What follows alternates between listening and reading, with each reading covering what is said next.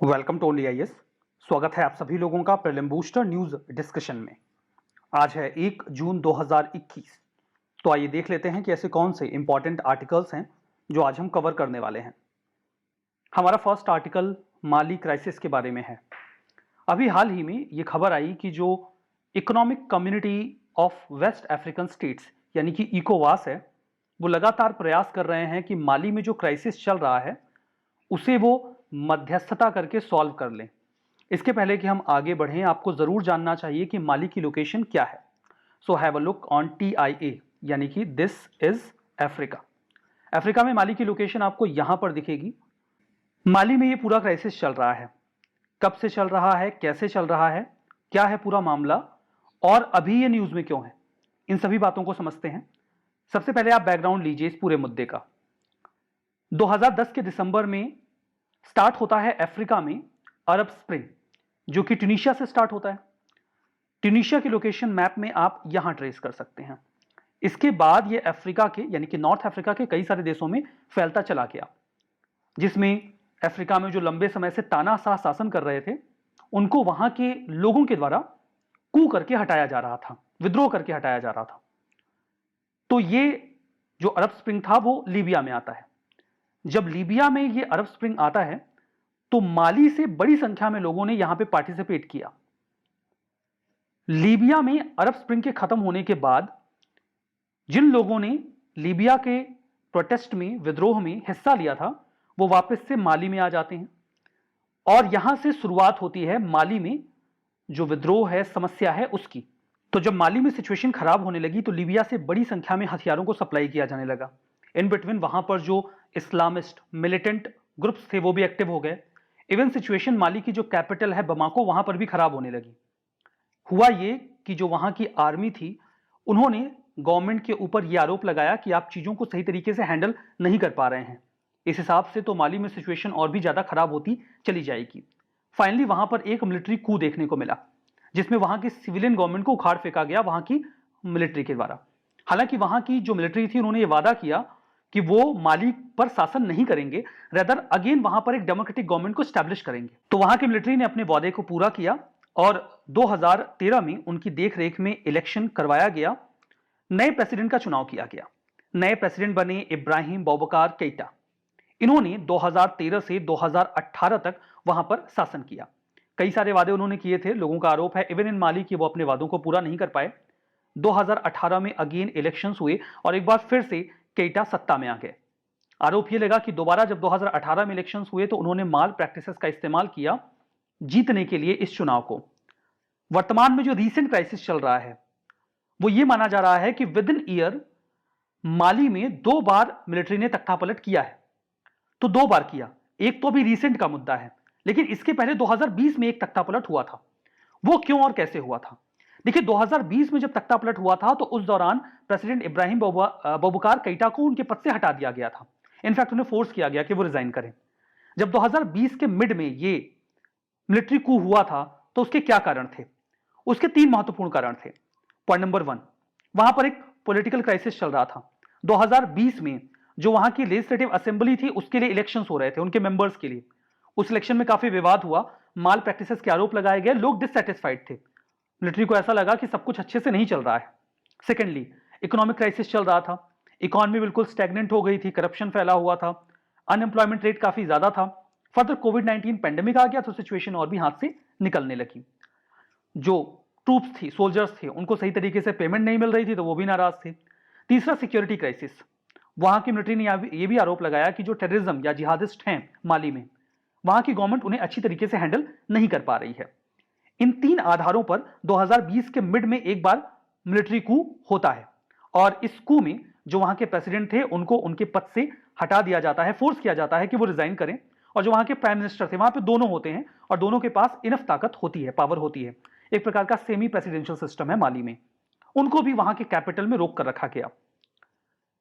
जो junta group था जिन्होंने इस पूरे कू को, जुंटा वो ग्रुप होता है जो फोर्सफुली किसी कंट्री को रूल कर रहा होता है, उन्होंने खुद को एक नाम दिया, national committee for salvation of the people. एक अच्छा नाम।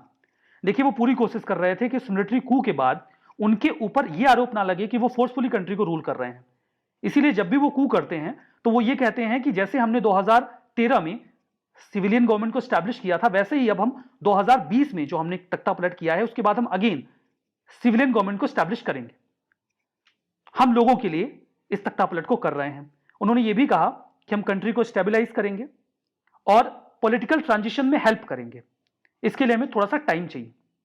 यह भी कहा कि पास्ट में माली ने जिस भी देश के साथ जो भी एग्रीमेंट्स किए हैं, हम उन्हें फॉलो करेंगे।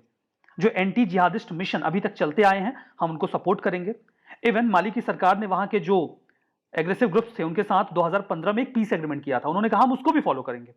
कुल मिला के वो हर फ्रंट पे ऐसा चाहते थे कि उन्हें कम से कम विरोध का सामना करना पड़े अगर उन्होंने कू किया है तो।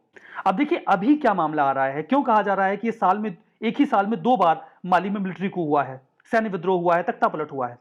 2020 में जब उन्होंने सरकार पर कब्जा किया वहां की मिलिट्री ने, तो उन्होंने एक इंटरिम प्रेसिडेंट चुना कि हम अपनी ओर से एक सिविलियन प्रेसिडेंट चुन रहे हैं जो शासन करेगा, और एक प्राइम मिनिस्टर, क्योंकि इकोवास ने कहा था कि नहीं, आपको सिविलियन गवर्नमेंट ही वहां पे बनाना होगा, आप रूल नहीं करोगे। उन्होंने एक प्रेसिडेंट एक प्राइम मिनिस्टर चुन भी दिया। लेकिन हाल में न्यूज ये आई कि उन्होंने दोनों को गिरफ्तार कर लिया और 3 दिन बाद फिर उनको छोड़ दिया। यह कहा कि लोगों ने रिजाइन कर दिया अपने पद से। इसके बाद फिर लोगों ने कहा ये तो आपने फिर से कू कर दिया, वापस से तख्ता पलट कर दिया। एक बार 2020 के मिड में किया था, फिर आपने ट्रांजिशनल प्राइम मिनिस्टर प्रेसिडेंट को रखा भी था तो उनको भी हटा दिया। तो it was a kind of second coup within a year, दूसरा तख्ता पलट। वहां की जो कॉन्स्टिट्यूशनल कोर्ट है उन्होंने सपोर्ट किया गोइटा को, जो कि एक पॉलिटिकल लीडर है, जिसके बाद उनको अगेन एक ट्रांजिशनल प्रेसिडेंट बनाया गया है।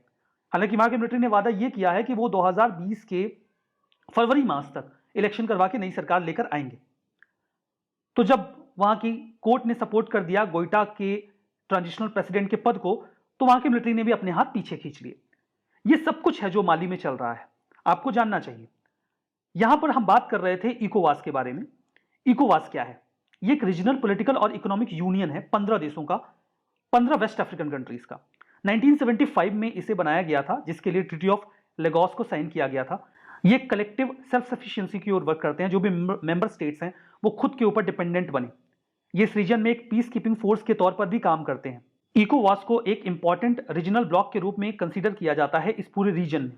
इनकी 2 बॉडीज हैं, एक West African economic and military union, इसमें 8 देश हैं जहां पर फ्रेंच लैंग्वेज बोली जाती है, और दूसरी है वाम्स, वेस्ट अफ्रीकन मिलिट्री जोन, 2000 में इसे बनाया गया था। इसमें 6 देश आते हैं जहां पर इंग्लिश बोली जाती है। So that was all about इकोवास एंड माली क्राइसिस। हमारा नेक्स्ट आर्टिकल आईसीजीएस सजग के बारे में है। सजग का मतलब समझते हैं ना, सचेत रहना, अटेंटिव रहना। नेशनल सिक्योरिटी एडवाइजर ने अभी आईसीजीएस सजग को कमीशन किया। ये एक ऑफशोर पेट्रोल वेसल है। क्या होता है ऑफशोर पेट्रोल वेसल, समझेंगे। सबसे पहले तो इसे गोवा शिपयार्ड लिमिटेड ने इंडिजिनियसली डिजाइन और बिल्ड किया है। किसी का एहसान हमने नहीं लिया है, खुद से ही बनाया है। नाम दिया गया है सजग। फीचर क्या है? एडवांस टेक्नोलॉजी का इस्तेमाल करते हुए कई सारे इक्विपमेंट इंस्टॉल किए गए हैं, वेपन्स और सेंसर्स लगाए गए हैं। कैपेसिटी क्या है? ये ट्विन इंजन हेलीकॉप्टर्स को कैरी कर सकता है और 4 हाई स्पीड बोट्स को भी कैरी कर सकता है। सिग्निफिकेंस ये है कि 5 ऑफशोर पेट्रोल वेसल्स हमें बनाने हैं समर्थ क्लास के, जिसमें से ये तीसरा है।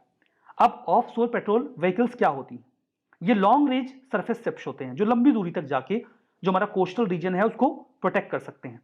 ये हमारा जो मैरीटाइम जोन है उसमें ऑपरेट करते हैं। जो आइलैंड टेरिटरीज हैं उनको भी प्रोटेक्ट करने की कोशिश करते हैं, जिनके पास हेलीकॉप्टर्स के जरिए ऑपरेशन चलाने की कैपेबिलिटी भी होती है। So that was all about ICGS Sajag. हमारा next article climate breakthrough summit के बारे में है। अभी हाल ही में इसे कंडक्ट किया गया है। क्यों कंडक्ट किया गया, यह बड़ा सवाल है, फिर बाकी की बातें समझेंगे। इसे इसलिए कंडक्ट किया गया ताकि हम ये देख सकें कि जो दुनिया में कई सारे क्रिटिकल सेक्टर्स हैं, like steel, shipping, green hydrogen, nature, इसमें क्या प्रोग्रेस हो रही है, इसे हम इवेल्युएट करें। कई सारी एजेंसीज इस समिट में इन्वॉल्व हुई। कौन कौन सी एजेंसीज?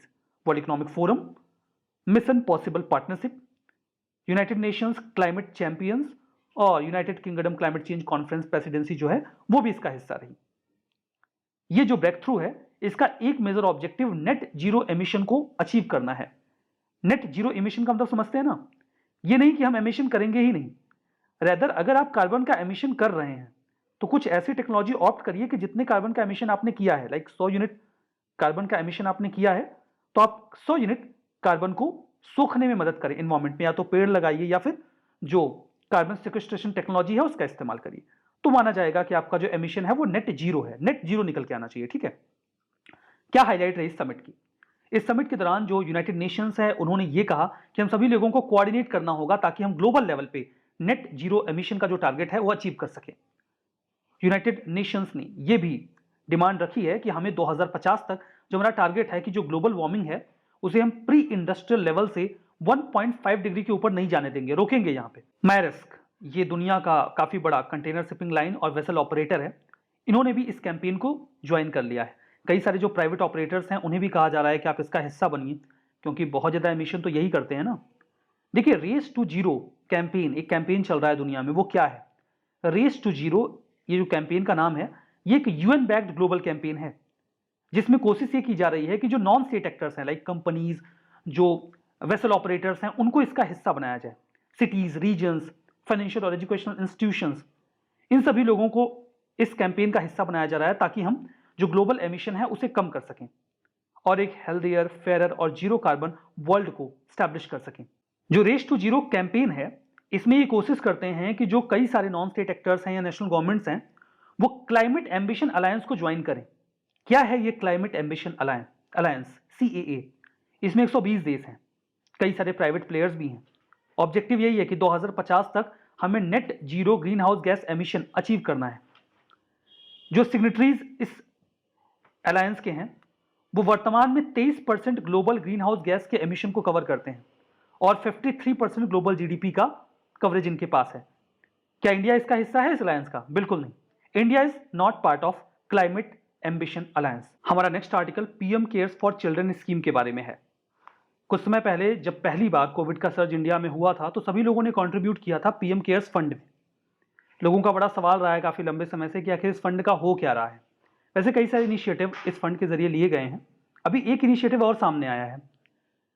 सेकेंड वेव जब आई है काफी खतरनाक रही थी, कई सारे लोगों की इसमें जान गई है। That's really very sad and true.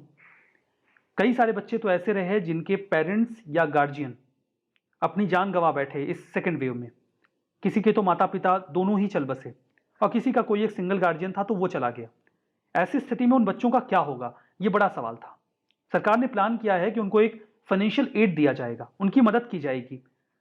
Plan कुछ ऐसा है कि मान लीजिए उनके रिलेटिव्स, अदर फैमिली मेंबर्स या डिस्टेंट रिलेटिव्स उन बच्चों की जिम्मेदारी ले रहे हैं तो उन्हें कम से कम एफर्ट करना पड़े। हेल्थ और एजुकेशन की जिम्मेदारी एक तरीके से सरकार ने इस स्कीम में ले ली है।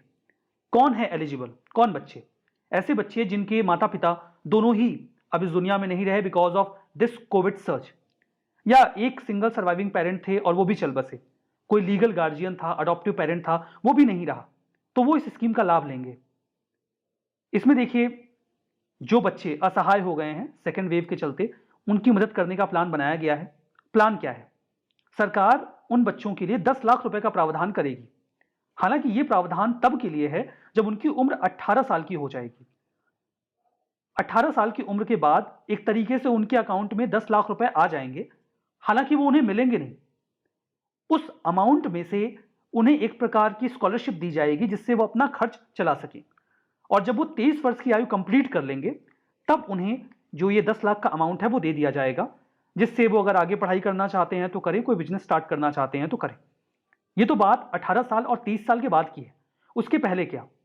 अगर किसी बच्चे की उम्र 10 साल से कम है तो वो आसपास के किसी भी केंद्रीय विद्यालय या प्राइवेट स्कूल में एडमिशन ले सकता है। सारा खर्चा पीएम केयर्स फंड से दिया जाएगा। ट्यूशन फीस, जो स्कूल की फीस है, बुक्स, ड्रेस, सब कुछ। ये तो बात हुई 10 साल की उम्र तक। 11 वर्ष से 18 वर्ष की आयु के बीच वो बच्चे जो सेंट्रल गवर्नमेंट की रेसिडेंशियल स्कूल्स हैं उसमें एडमिशन ले सकते हैं, लाइक सैनिक स्कूल या फिर नवोदय विद्यालय। वहां पे रहना, खाना, उनका पढ़ना, सारा खर्चा पीएम केयर्स फंड में से वहन किया जाएगा। जब वो हायर एजुकेशन के लिए जाएंगे आफ्टर द एज ऑफ 18 या उसके पहले, जब भी वो जाते हैं तो वो एजुकेशनल लोन ले सकते हैं। अगर उनका जो कोर्स है वो काफी महंगा है तो वो लोन उन्हें आसानी से मिल जाएगा। फर्दर उसके लिए उन्हें ब्याज नहीं चुकाना होगा, वो पीएम केयर्स फंड में से चुकाया जाएगा। देखिए, जो आयुष्मान भारत स्कीम है वैसे तो ये काफी वाइड है, लेकिन 2011 का जो सोशियो इकोनॉमिक कास्ट सेंसस है उसमें जिसका नाम है वही इस स्कीम का हिस्सा है। जो बच्चे अपने पेरेंट्स को खो चुके हैं वो ऑटोमेटिकली इसका हिस्सा हो जाएंगे। उन्हें पर एनम 5 लाख तक का हेल्थ इंश्योरेंस कवर मिल जाएगा। वो 2011 के सोशियो इकोनॉमिक कास्ट सेंसस में आते हैं या नहीं, इस बात से फर्क नहीं पड़ेगा। सो that was all about PM cares for children scheme. हमारा नेक्स्ट आर्टिकल काली के बारे में है। कोलंबिया की जो आर्मी है उन्होंने काली के ऊपर अपना कंट्रोल टाइटन कर लिया है। काफी लंबे समय से यहाँ पे प्रोटेस्ट चल रहा था। क्यों चल रहा था समझते हैं। देखिए साउथ अमेरिका का मैप है, यहाँ पे ब्राजील है, ये पेरू है, ये एक्वाडोर और ये है कोलंबिया जो कलर्ड है। यहाँ पे इसकी एक सिटी है काली जो कि पैसिफिक ओशन से टच भी करती है। जो प्रोटेस्ट थे वो काफी वाइड स्प्रेड रहे यहाँ काली में। क्यों? पिछले साल जब कोविड की सिचुएशन बनी तो इकोनॉमीज में प्रॉब्लम आई और कोलंबिया की जो इकोनॉमी है वैसे भी स्ट्रेस में रही है। तो वहां के प्राइम मिनिस्टर ने वहां के फाइनेंस मिनिस्टर से कहा कि भाई पैसों की कमी है, क्या किया जाए। तो फाइनेंस मिनिस्टर ने कहा कि टैक्स बढ़ा देते हैं। उन्होंने कहा बढ़ा दो, तो टैक्स बढ़ा दिया। लेकिन लोग इससे बड़े नाराज हो गए। उन्होंने कहा आपने टैक्स कैसे बढ़ा दिया। लोग सड़कों पर उतर आए, प्रोटेस्ट करने लगे। तो प्राइम मिनिस्टर ने कहा अब क्या करें। तो उन्होंने फाइनेंस मिनिस्टर से कहा कि मैं तो ये टैक्स वापस ले रहा हूं, आप रिजाइन करो। फाइनेंस मिनिस्टर ने रिजाइन कर दिया और टैक्स वापस भी ले लिया गया। लेकिन जो प्रोटेस्टर्स थे वो शांत नहीं हुए। उन्होंने दूसरे मुद्दे उठा लिए, लाइक पेंशन का मुद्दा, हेल्थ इंफ्रा का मुद्दा, एजुकेशन का मुद्दा, अनएम्प्लॉयमेंट का मुद्दा। वो उन सभी मुद्दों को रेज करके प्रोटेस्ट को कंटिन्यू कर रहे थे। उनसे पूछा गया भाई आप टैक्सेशन के मुद्दे पे आए थे, टैक्स वापस ले लिया गया, तो अब आप प्रोटेस्ट क्यों कर रहे हैं। तो उन्होंने कहा कि शुरू तो हमने मजबूरी में किया था लेकिन अब मजा आने लगा है, तो प्रोटेस्ट करते रहे। लेकिन अभी वहां की जो आर्मी है वो कंट्रोल करने की कोशिश कर रही है काली को। That's why it was in news. सो आप काली के बारे में जानिए। ये कोलंबिया की सेकेंड लार्जेस्ट सिटी है और population wise third most populous city है। एकमात्र मेजर कोलंबियन सिटी है जो कि पैसिफिक कोस्ट से टच करती है। कोका वैली है वहां पर, कोका रिवर बहती है, उसी में ये सिटी आपको मिलेगी। हमारा नेक्स्ट आर्टिकल युवा स्कीम के बारे में है। मिनिस्ट्री ऑफ एजुकेशन ने भी हाल ही में युवा स्कीम को लॉन्च किया है ताकि यंग ऑथर्स को गाइड किया जा सके। डिपार्टमेंट ऑफ हायर एजुकेशन की द्वारा इसे लॉन्च किया गया है जो कि मिनिस्ट्री ऑफ एजुकेशन के तहत वर्क करती है। मेंटरशिप स्कीम है, आसान भाषा में समझिए। देखिए 2022 में इंडिया 75 ईयर्स कंप्लीट करने वाला है अपनी आजादी के। सरकार चाहती है कि जो हमारा फ्रीडम स्ट्रगल है उसके बारे में जो यंग ऑथर्स हैं वो बढ़िया से बुक्स वगैरह लिखें और इसके लिए उन्हें इंसेंटिव और गाइडेंस दोनों मिले ताकि इंडिया में बुक रीडिंग, राइटिंग और बुक कल्चर बढ़े। उनकी बुक्स को हम ग्लोबल लेवल पे प्रमोट करें, पब्लिश करें।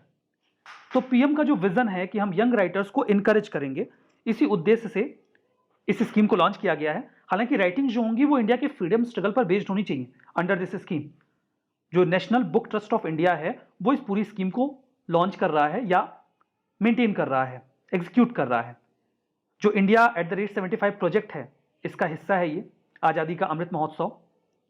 इसमें जो अनसंग हीरोज हैं, लोकल लेवल पे कई सारे हीरोज हैं और जो बाकी के डायमेंशंस हैं उन पर बुक्स को लिखा जाएगा। 75 ऑथर्स को चूज किया जाएगा ऑल इंडिया कॉन्टेस्ट के माध्यम से और उन्हें पर मंथ 50,000 का एक स्टाइपेंड, स्कॉलरशिप भी दी जाएगी।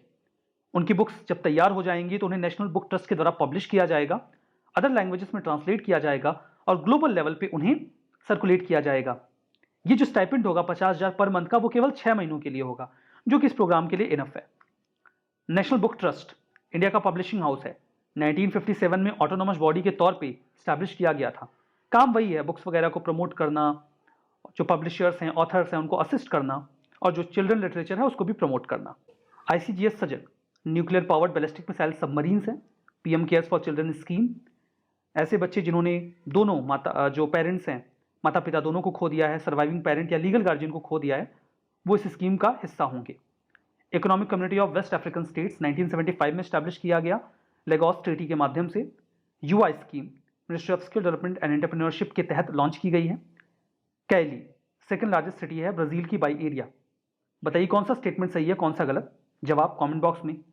सेशन की PDF कहाँ मिलेगी जानते हैं आप लोग, टेलीग्राम चैनल पे। चलिए आज के सेशन में बस इतना ही। बहुत बहुत धन्यवाद।